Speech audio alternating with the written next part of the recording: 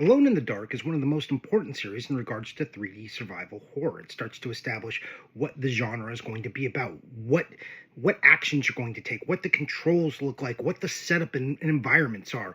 It has this awesome kind of Lovecraftian ghost story going on. It's really interesting. Though the graphics are primitive, the message is conveyed. And then they made a sequel. And that sequel was then ported to the PlayStation 1 and the Saturn and some other systems.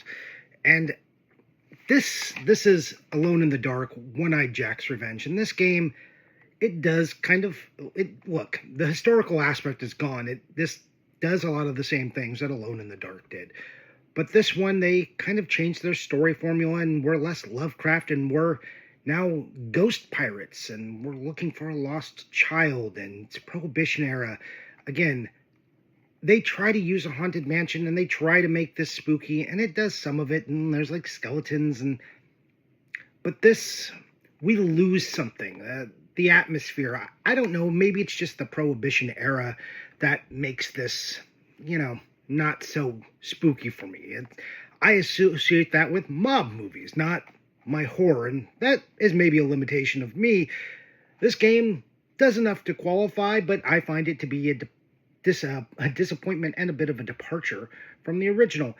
Now, these are, again, ports, so they play a little bit worse. This one, on the PlayStation 1, is kind of even a little bit worse. It's a little smoother, but they brighten it. So you kind of, that dark, haunted atmosphere that you want in a game is then kind of lost.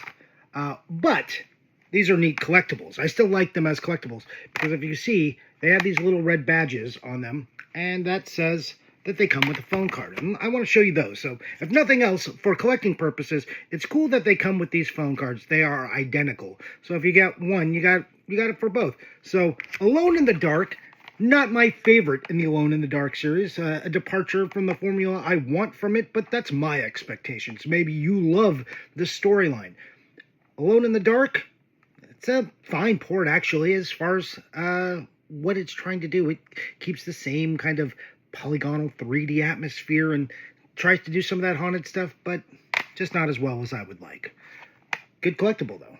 Alone in the Dark, One-Eyed Jack's Revenge, or Jack's Back in the Japanese version.